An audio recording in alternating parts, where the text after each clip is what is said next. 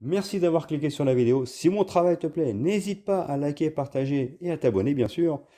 Et pour le reste, j'espère que la vidéo te plaira. A plus. Bonjour à toutes et à tous, c'est Steli68, j'espère que vous allez bien les amis. Aujourd'hui, vidéo qui va prouver une nouvelle fois que aujourd'hui le problème c'est que dans le journalisme moderne, là en l'occurrence je vais m'attarder sur le gaming, mais ça vaut pour le journalisme dans la globalité bien entendu, il y a quand même une chose qui me semble,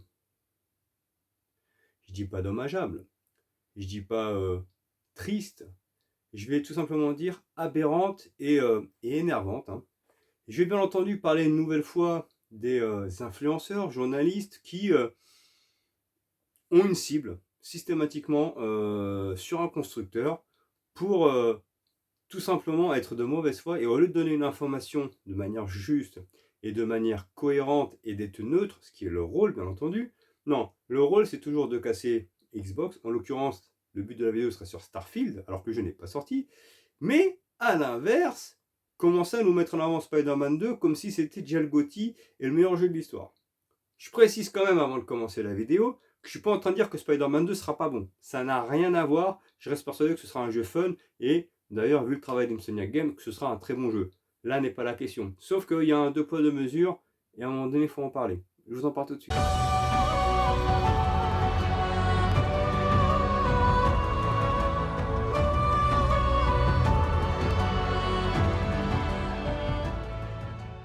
Alors les amis, pour être tout à fait franc avec vous, je commence à être fatigué par le YouTube Game et je commence à être fatigué dans l'ensemble par les influenceurs et par tout ce qui se passe.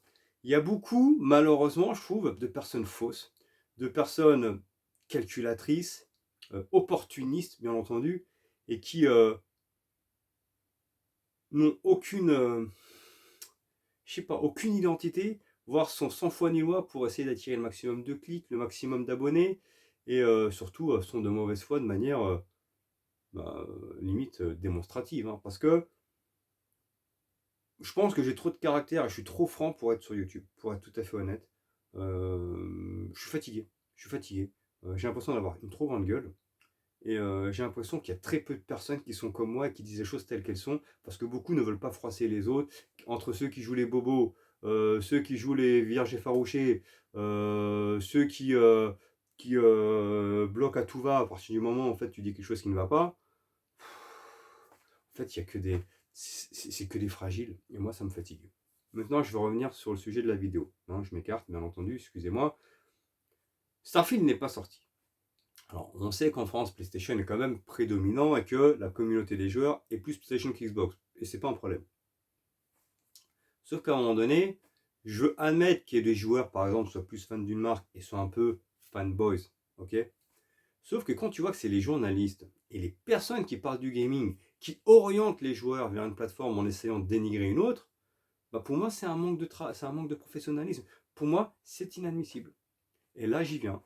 Parlons de Starfield. Starfield est un jeu hypant qui est certainement le jeu le plus attendu de l'année, d'accord. N'en déplaise aux journalistes en France qui veulent faire croire le contraire, mais on voit partout dans le monde Starfield est le jeu le plus attendu. La hype envers Xbox est au plus haut entre le E3, enfin la conférence de l'E3 qu'il y a eu, qui a été excellente, Starfield qui a hypé beaucoup de monde, la vente de manettes, de casques, les précommandes du jeu, alors qu'il arrive sur Game Pass quand même, sont absolument phénoménales, hein, soyons honnêtes. Et justement, le rachat d'Activision Blizzard qui, de plus, arrivant dans le giron de Microsoft, fait qu'au final, Microsoft ça le vend en poupe. Les consoles se vendent par palette, c'est un truc de fou. Et là, on se rend compte que les journalistes ne peuvent pas s'empêcher justement de commencer à trouver des excuses pour Starfield en disant il sera mauvais, la grogne des joueurs, cassé à sa sortie. Mais qu'est-ce que vous en savez, les gars? En fait, la question là, qu'est-ce que vous en savez? Le jeu n'est pas sorti. Alors ils commencent à dire ouais, mais Bethesda, on les appelle Bethesda, donc forcément le jeu sera buggé à sa sortie. Peut-être, je dis pas le contraire. Sauf que, excusez-moi, hein, là je vous mets les screens de jeux de Bethesda, ça ne les a pas empêchés à leur sortie d'être super bien notés et d'être des jeux ultra populaires. Non mais la question elle est là. Donc peut-être qu'il y aura des bugs, comme dans tous les jeux, hein.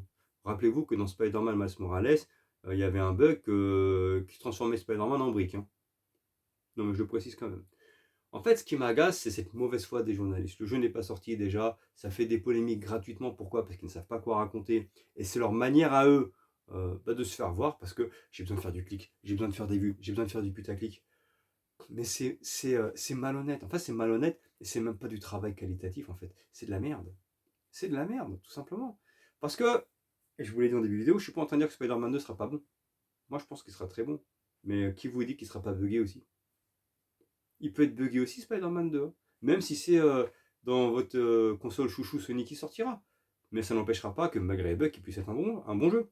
Parce que déjà, je vois justement la réaction totalement à l'inverse de ces journalistes pour Spider-Man 2. C'est waouh! Alors, c'est quelques miniatures que j'ai pris, j'allais pas les prendre toutes parce que sinon la vidéo aurait duré 3 heures. Franchement, c'est un truc de fou. Il y a de l'exagération comme pas possible. Pour Spider-Man 2, c'est deux poids deux mesures. Spider-Man 2, c'est le Gotti, c'est génial.